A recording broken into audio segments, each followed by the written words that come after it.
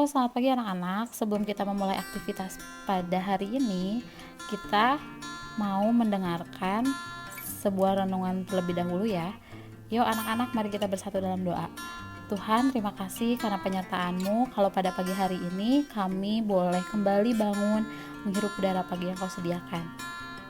Sebelum kami memulai segala aktivitas kami, Tuhan, kami rindu untuk mendengar segala kebenaran firman-Mu.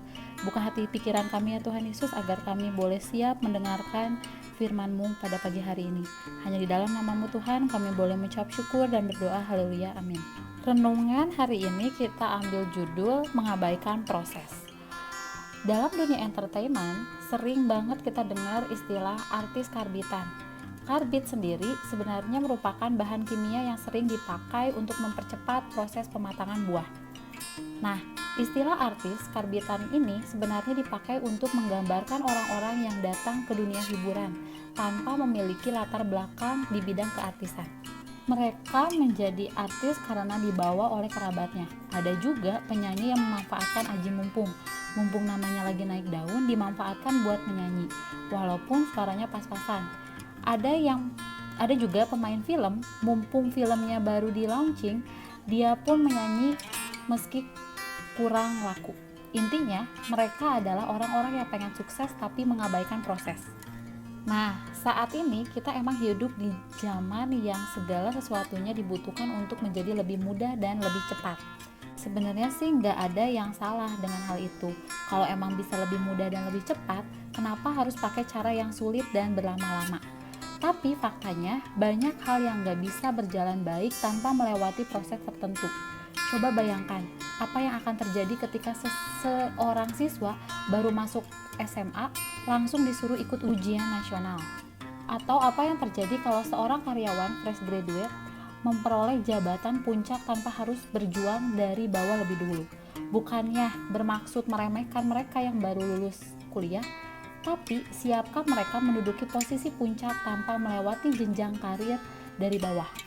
Minimnya, proses membuat mereka enggak matang kalau langsung menjadi pemimpin puncak yang tanggung jawabnya begitu banyak. Perubahan hidup tuh nggak bisa terjadi secara instan, tapi melalui tahap-tahap tertentu. Itulah alasan kenapa Tuhan mengizinkan kita masuk dalam proses dan kerap memberi berbagai macam ujian sebagai cara untuk membentuk hidup kita. Sebenarnya ia bisa menjadikan kita seperti yang kita inginkan, bahkan saat ini juga. Tapi ia nggak mau kalau kita menjadi matang seperti buah yang dikarbit. Tuhan tahu pasti kalau segala sesuatu yang dipaksakan hasilnya nggak akan jadi baik. Jangan menolak proses. Yusuf, Musa, Ayub, Daud, bahkan Tuhan pun mengalami proses. Gimana hasilnya? Jelas sempurna dan bukan kualitas karbitan. Refleksi, mau sukses tanpa mengalami proses itu hanya bisa terjadi dalam mimpi. Yuk anak-anak, mari kita bersatu dalam doa kembali. Tuhan Yesus, terima kasih karena pada pagi hari ini kami boleh diingatkan kembali melalui firman-Mu. Kami boleh mendengar bahwa menjadi sukses itu bukan hal yang mudah, harus mengikuti proses. Biarlah setiap proses yang kami lakukan sesuai dengan kehendak-Mu saja. Biarlah kami tetap setia Tuhan untuk tetap mengandalkan Engkau.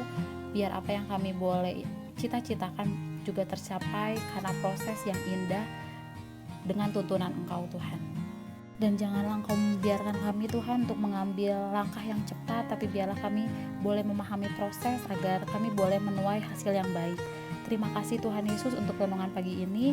Kami boleh serahkan setiap aktivitas kami hari ini hanya ke dalam tangan pengasihan-Mu. Di dalam nama-Mu Tuhan kami boleh mengucap syukur dan berdoa haleluya. Amin.